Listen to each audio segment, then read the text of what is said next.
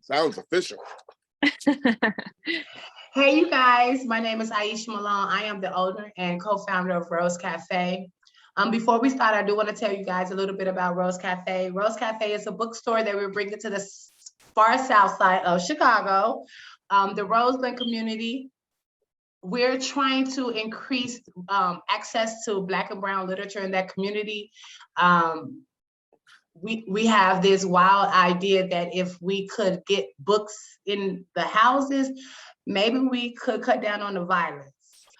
We started this initiative in 2020 during the pandemic, and it's been nonstop ever since then. Rebecca's going to tell you a little bit about some of the things we've done and introduce our author of the month. Hi, my name is Rebecca Silverman. I'm the co-founder of Rose Café. Like Aisha said, we are going to be opening in Roseland on the far south side. In the meantime, until we have the brick and mortar, we've been doing a lot of things around the neighborhood and around the city. Some things like book drives. We've given out 9,000 books to the Roseland neighborhood since 2020. We're very proud of that. We do author talks just like this. We do book clubs, just really trying to promote literacy and the conversations that literacy can elicit, just like the one we're about to have. So we're very excited to have Eric Charles May with us, the author of Bedrock Faith. So if you wouldn't mind introducing yourself, and we're going to start off by just asking you, your journey to becoming an author. So if you could start off with that as well. Yeah, I'm an associate professor in the fiction creative writing program, and also teach creative nonfiction here at Columbia College Chicago, where I also graduated from college, class of 75. I'm a native of Chicago, originally from the far south side, Morgan Park, and where my mother also grew up. And let's see, I've taught at Columbia College now for coming on 40 years. But also I had a stint in Washington, D.C., where I was a newspaper reporter at the Washington Post. And my novel, Bedrock Faith, came out in 2014, published by Akashic Books. And last year, I was honored that the Chicago Public Library selected Bedrock Faith as its One Book, One Chicago. So I'm in some rarefied company. Sandra Cisneros and Saul Bellow and Toni Morrison and James Baldwin and others who have been previous selectees. So I'm still kind of over the moon about that. So pretty happy. I want to, typically after you introduce yourself, I go into this talk about the title, but since you brought up your book being honored by the Chicago Public Library, and I just want to ask you, why do you think they chose your book? Why would this book be necessary to promote on such a large scale? Well, one of the things that they did, and when the promotions came out for it, is that the theme for last year was neighborhoods. They were working on a kind of Chicago neighborhood. Neighborhoods is the bedrock of the city. And my novel, Bedrock Faith, is a real neighborhood-centric novel. Pretty much all of it takes place in this one neighborhood on the far south side that I invented. And so because it's such an uber neighborhood kind of book, it really fit into this sort of theme that they wanted to work with, which is that, that neighborhoods are the bedrock of the greater Chicago community. So which leads me to the title question. What made, after reading it, what made you title it Bedrock Faith? Sometimes you're trying to think of something, and sometimes the thing to do creatively is to just let it go and let it steep, so to speak, in your subconscious. And I had been struggling. This is when I was writing the novel for a number of years for what would be the title, and I couldn't come up with one that I was particularly happy with. And then one night I was walking home, And so I just said, you know what, I'm not going to think about this anymore. I'm just going to let it go and then see what happens. So I went for quite a while without any title. It must have been maybe a year or so. And I was walking across the street one night on my way home, and then suddenly, as I was walking across the street, Bedrock Faith came into my head. And I remember thinking, oh yeah, that's perfect. That's what I had been having a pint of beer down the street from where I was living at the time, and I had been writing in my journal, because I would do that sometimes. I'll just go someplace and write in my journal. And I had not been writing about a title. I had just been writing some brainstorming on the page, if you will, in my journal. And I was on my way home, and so Bedrock Faith just came into my head, and I said, yes, that's a perfect title for it. And I had it after that point. And sometimes, I realized instinctively that it was right for the book. And of course, the more I thought about it, the more I realized, okay, this is how this title fits in so well. Bedrock Faith is a phrase that's often used when talking about religious faith, but it also has wider ramifications. And everyone, just about everybody in this novel has a bedrock faith that they're doing the right thing.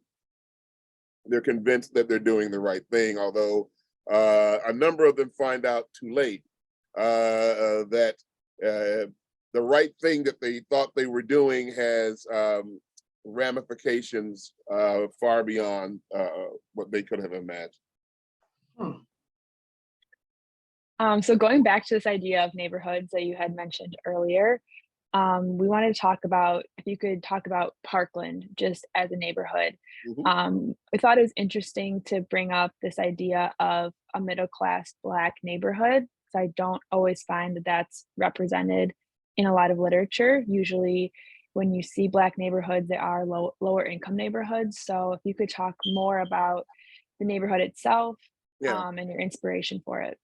And Mr. May, before you talk about it, is Yeah. Parkland a real community, or did you make this name up? Because I've never heard of it. And you've never heard of it because it doesn't exist anywhere except in my novel. Tell me something. And I kept, as I'm reading, like, where is this place? Like, what? Is he talking about the gardens? I can't. And I grew up, the neighborhood I grew up and that I lived in until almost my 14th birthday, is Morgan Park. And the section of Morgan Park that I lived in is that area kind of, well, it's now the Major Taylor bike trail, but back when I was a child, it was a freight train line, railroad line.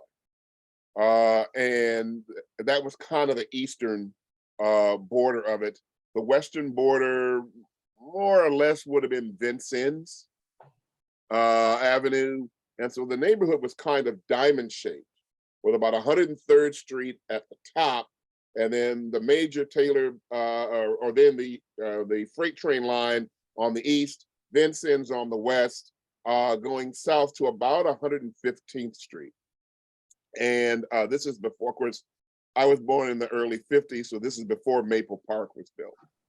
And so there was a little bit of our neighborhood that kind of leaked over to the other side of Vincennes around 100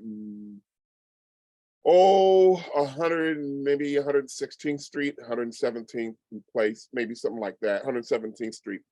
But mostly it was Vincennes on the west and this freight train line on the east. And that part of Morgan Park has been a Black neighborhood since it was prairie. There's nothing but Black people have ever lived in that part of the city. And my mother grew up out there. Her family moved there from Inglewood. And when she was about 6 years old, so this would have been, 1930, maybe 1934. Yeah. And but that neighborhood has been a Black neighborhood since the 19th century. Blacks first started settling there in the late 19th century. So it's always been a Black neighborhood. The church my grandmothers went to was founded in the 1890s. The church that my family went to was founded in the 1880s, I believe, which was Arnett AME Chapel. And my grandmother's church was Beth Eden. And those churches are still going. They're still there. I mean, they're still there in the neighborhood. It was a lot of churches. There's still a lot of churches in that section of Morgan Park. On a 4-block walk to the John D. Shute School, as a kid, I had to walk by 4 churches: Holy Cross, Mount Calvary, Beth Eden, and Holy Name of Mary, which was the Catholic parish. It is the Catholic parish out there, which was started by an order of African-American nuns called the Oblate Sisters of Providence, which is an order of nuns out of Baltimore, Maryland, which is where they had their start. So noticeably, you take some of the real things that you saw growing up, and you formed this community. Yeah, I mean, But when you think about the characters that you gave us in Bedrock Faith, is that something that you also did? You kind of like paid attention to like real people that was around you to help you develop some of them characters. Do you mind talking to us about your journey? They're the types of people I knew. There's not really any character in there that is based mostly on someone that I actually knew. I mean, Mrs. Motley, for instance, is a kind of composite of a lot of the women of my mother's generation that I knew growing up. I mean, not just my mom and her sisters. All 3 of them are retired CPS. 3 of her 4 sisters, 2 of her 3 sisters are retired CPS. But also the women who are my teachers at Shute School, and the women who were the mothers of the kids I played with, and the women I knew from our church. And there was something about that generation of middle-class African-American women who came of age in the years after the Second World War. And many of whom, you know, by the late 1960s, 1970s, found themselves, in some cases, much to their surprise, in the middle class. It was not necessarily where, as teenagers, they would have thought they were going to be, because many of them had not grown up in anything like a middle class level of income. My mother certainly did. She told me once, if someone had told her where she was financially, if someone had told her that when she someone told me that when I was 15, I would have told them they were crazy. I would have said no, simply because of what was possible up to then for African Americans. But World War II changed a lot of that. For some African Americans, not nearly enough, but it changed it for a lot of African Americans. What would you have liked a Black woman to learn from Miss Motley? Like, just from saying what you're saying, like she's compiled of all these different types of women that you ever met. Say I'm reading the book, right? I'm 36 years old. I live on the south side of a lot of them were like I said, a lot of them were my teachers, because one of the few professional jobs open to any woman at that time, and we're talking again, early mid-1950s, you could go into nursing or you could go into teaching. Okay. And teaching was actually something where, because there were women who were principals, teaching was actually one of the few professions open to women that you could actually wind up eventually going into management. If that was your, something you wanted to aspire to, it was possible. And so a lot of these women who otherwise, if they had been born 25, 30 years later, they would have gone to law school, they would have gone into finance, they would have become doctors, they would have become a whole host of other things, which is what women did. When things began to open up for women in the late 60s, early 70s, and a lot of the women who had in previous years gone into teaching, because it was a professional job that they could get, started to go into other areas. So you had a lot of these educated, ambitious, driven, smart, women who all seem to have perfect cursive handwriting for some reason. Every woman I seem to know from that generation, their cursive handwriting is like immaculate. Don't say that to her, because cursive is very important to I was Aisha. about to say, I love that because I have beautiful cursive. There you go. See, you old school. And so they were the kind. So these were a lot of them went to church. I mean, again, my neighborhood at that time was a church where there was a church attendance was more or less the norm. And so I kind of took what I knew to be of women of that generation and kind of said, and kind of used that to create this character. And she has, of course, some attributes of my mom. My mother, like I say, retired CPS. She was a school librarian at one point. But she isn't her. I mean, my mother doesn't dress up every day if she doesn't have any place to go. And Mrs. Motley is sometimes far more reticent, although my mother is a pretty calm person. Mrs. Motley is far more reticent than my mom is. And my mom is, thank goodness, still around, 94 years old. And in fact, her mind's sharp as a tack. And in fact, I was just having a conversation with her yesterday afternoon on the phone, and we had a wonderful talk for about an hour. And we just talk about everything that's going on in the family, what's going on in the neighborhood, although we moved to South Shore. And of course, what's going on in the world. She reads the newspaper every day, does a crossword puzzle every day, and can talk to you about any political sort of thing that's going on in the world. Love that. Yeah. So that's where I got Mrs. Motley, and to lesser degrees, the other characters too. I mean, they're all the kinds of people that I knew when I was growing up in Morgan Park as a kid.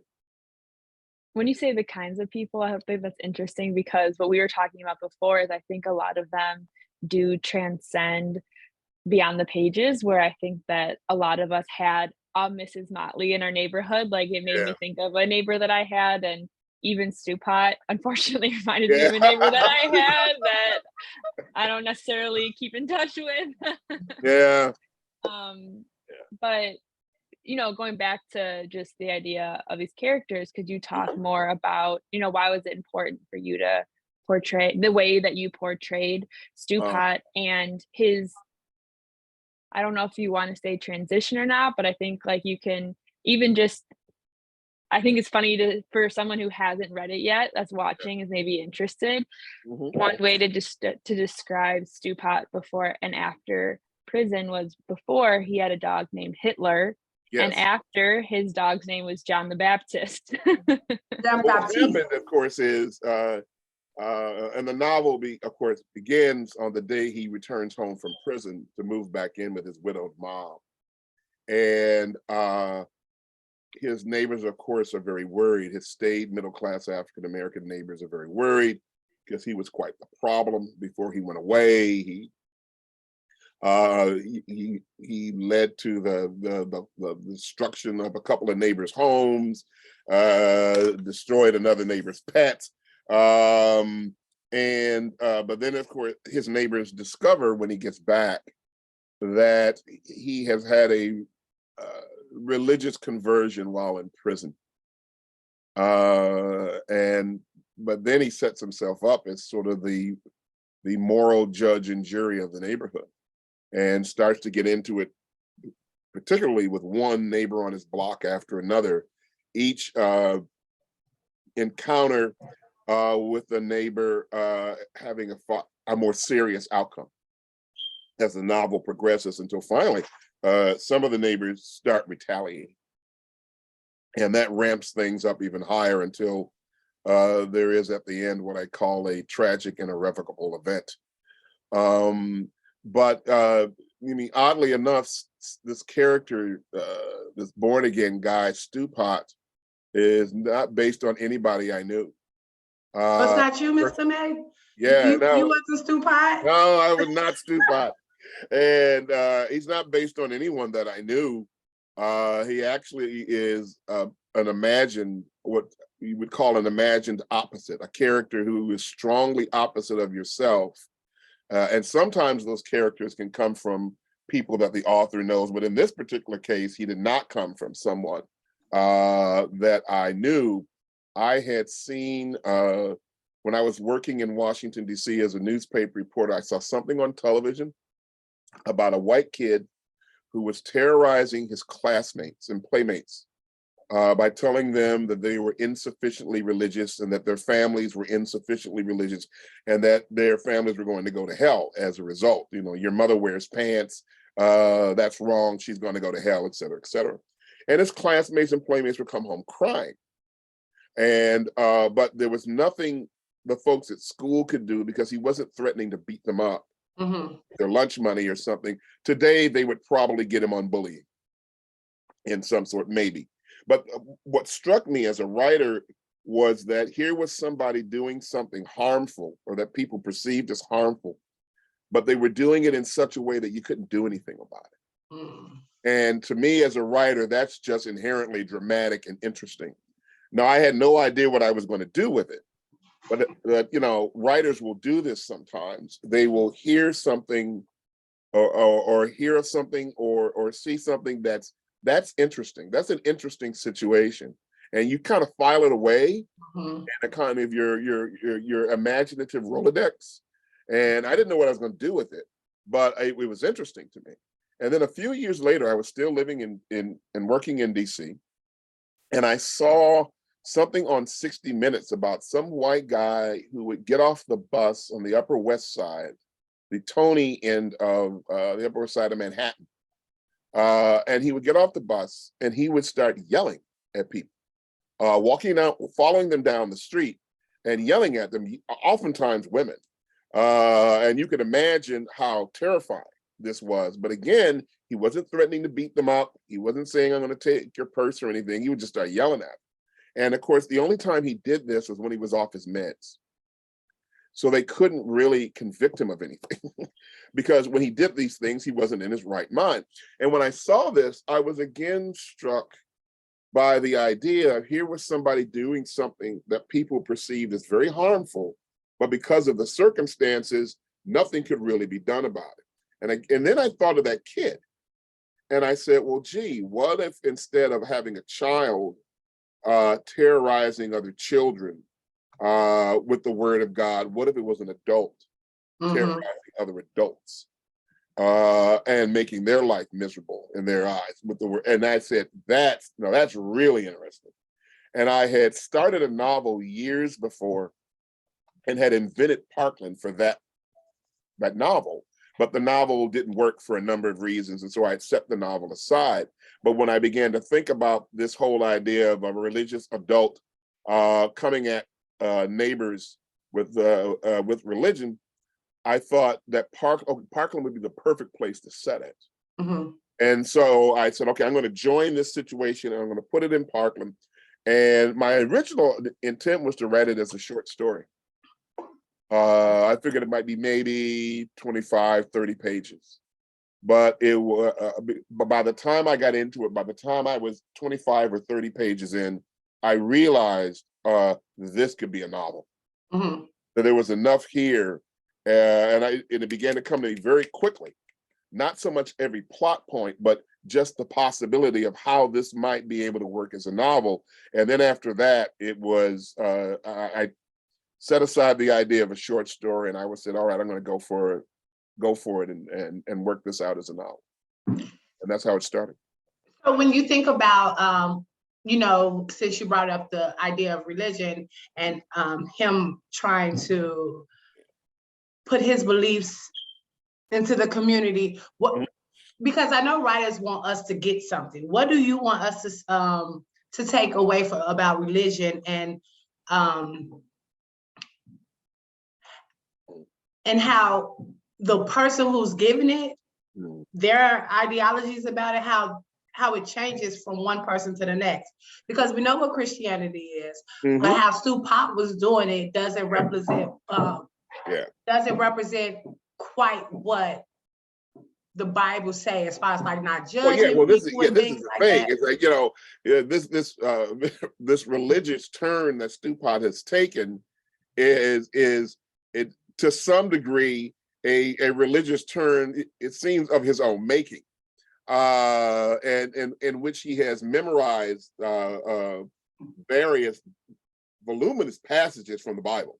But the way he's working it is not necessarily in a way that some who call themselves Christians would say, well, yeah, that's how you're supposed to do it. Because in some ways, he's really using it as a weapon.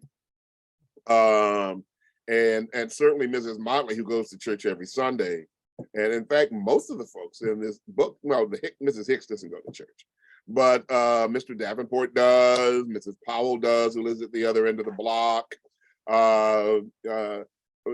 Any number of folks in the neighborhood would call themselves, Christians in good standing. And his interpretation is not in any way necessarily theirs.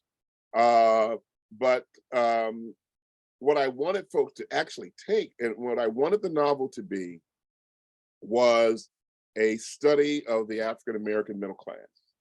And this gets back to the earlier, Rebecca, what you were talking about, because one of the things I had seen missing for many years were fictive stories about the Black middle class. And this is in no way a pushback against the fiction that depicts the lives of disenfranchised African Americans, because those stories needed to be written and told, going all the way back to Native Son by Richard Wright, which came out in 1940, and was really the first African American bestseller, or the first bestseller written by an African American. But when you look at a lot of American fiction, the Black, particularly dramatic fiction, the Black middle class is conspicuous by its absence. And when it is depicted, in my opinion, too often it was middle class African Americans who are in some way lost touch with their Blackness, or they have sold out in some kind of a way, or they're miserable and unhappy that their middle classness has not brought them anything, and that they're no longer genuine. And that was not my experience in growing up in Morgan Park, and in my life after my family moved to South Shore. And so I wanted to write a novel, a dramatic novel, but not one where racist oppression was driving the drama. I wanted it to be a novel about how African Americans interact with each other. And it wasn't until I got to be an adult that I realized how much my parents and the parents of that I knew growing up in Morgan Park, the parents of my friends, how hard they worked to keep a lot of stuff away from us. The police were almost a non-presence when I was growing up out there in Morgan Park. It's not necessarily the same now, but it was then. You hardly ever saw a police car anywhere in the neighborhood. Folks would go away on a summer afternoon to go to Starved Rock or someplace on some picnic, and folks would routinely leave their first floor windows open because hardly anybody had air conditioning, and so you didn't want to lock, completely shut up the house, because by the time you got home, it's going to be hot. And in our house, the house that we lived in Morgan Park, we had a little studio apartment in the basement. The folks who had owned the house before we bought it, my family, my mom and dad bought it, had rented out the basement, and so they had a bath with a shower and a studio apartment with that little kitchenette. And later, my father kind of reworked it and turned it into a bedroom as our family got larger. My parents thought nothing of having two kids sleeping in a basement and would leave the windows open, the basement windows open at night to get air in, and thought nothing of it. Didn't think there was any way in it, and they were upstairs on the second floor, that their children were in danger in any way, shape, or form. And so it was that kind of an era. And so we grew up feeling very safe.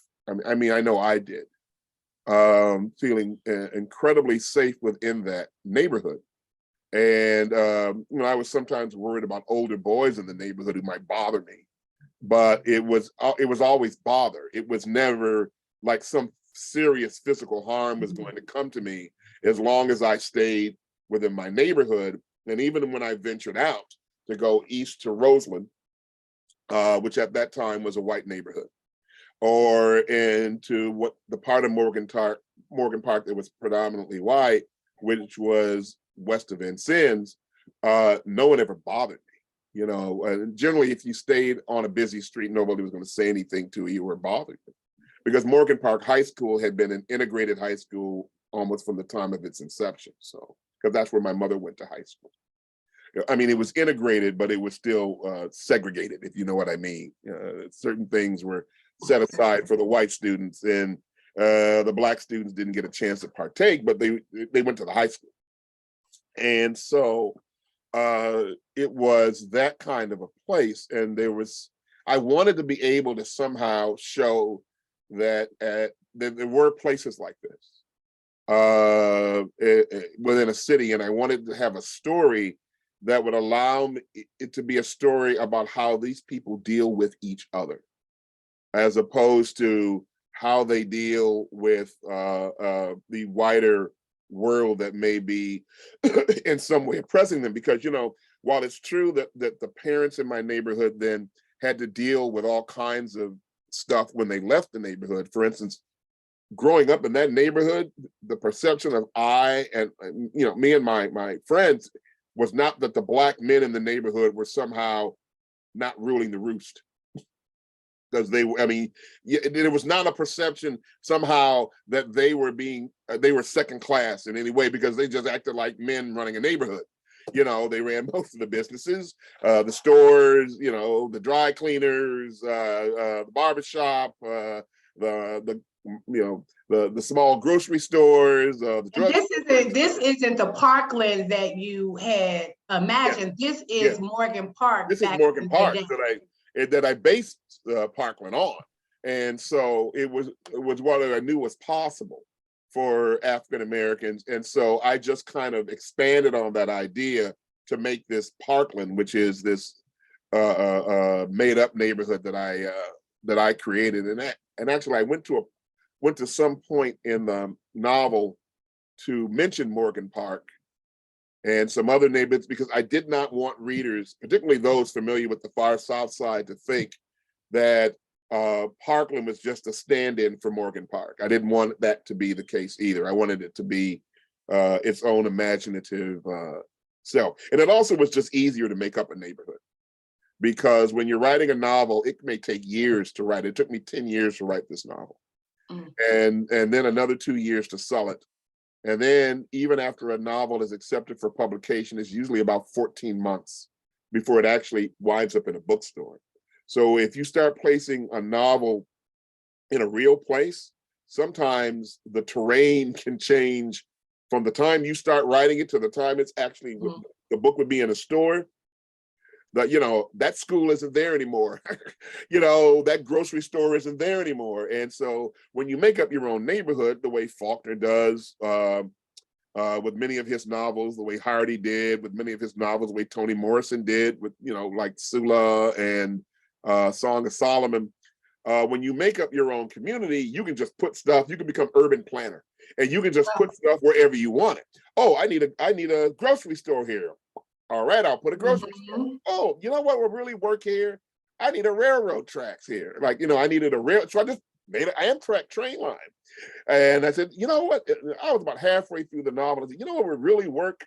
There's a big railroad yard in Blue Island. I'm going to make this the western side of Parkland and give it more definition, and invented a street called Railroad Street and stuff like that. And you can just kind of move stuff around in whatever way you want to, in whatever way the novel needs it. And you don't have to worry later about, persnickety readers coming back and going, there's no grade school there. I tried my best. I was Yeah. talking to Rebecca, like, I don't even know what this guy is talking about. I'm like, and I've been over here forever. Yeah, and the thing is, if I you're tried from to the find far it on a south map. side, if I you're couldn't from the find far it. side- yeah, if you're from the far south side, you're like, what? But most readers aren't. And so for them, it's like, oh, okay. If you don't live in Chicago, for instance, you're like, yeah, sure, yeah, Parkland, great.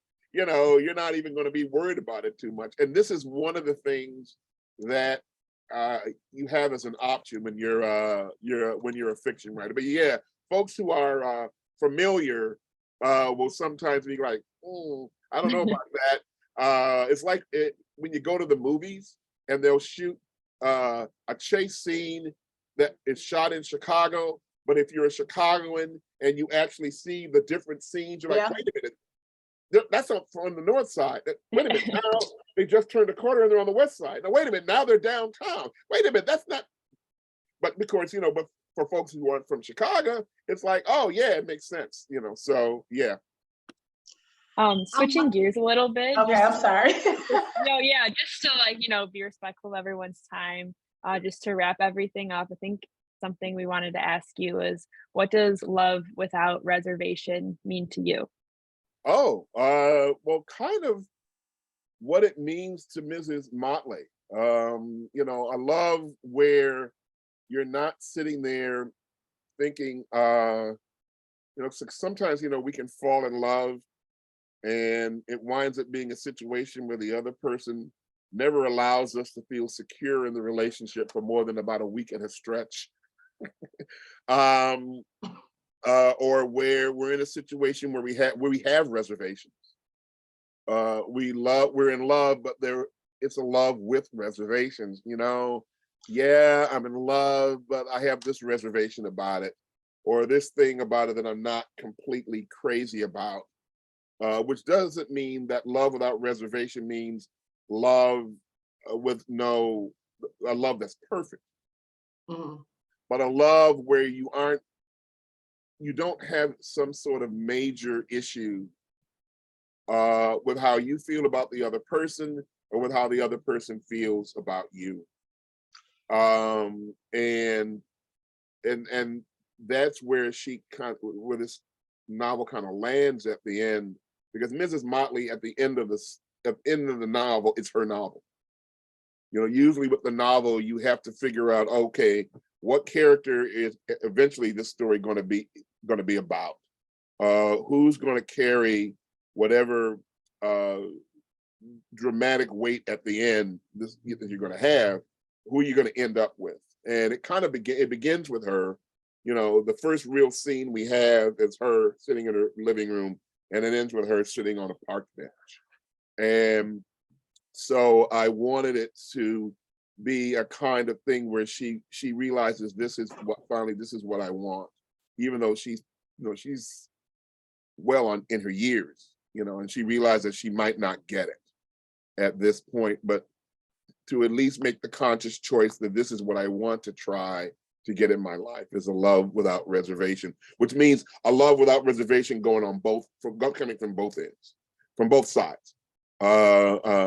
And because I feel the other person is feeling that way about me too.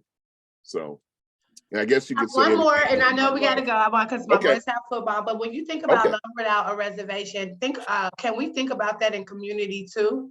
Yeah. And you talk a lot about with the book and the community. Is that something? Because what we're trying to do at Rose Café, we're trying to increase literacy, but we want roses to become more walkable, right? We want roses the feeling of gossiping and all of those things. That's a love language amongst community.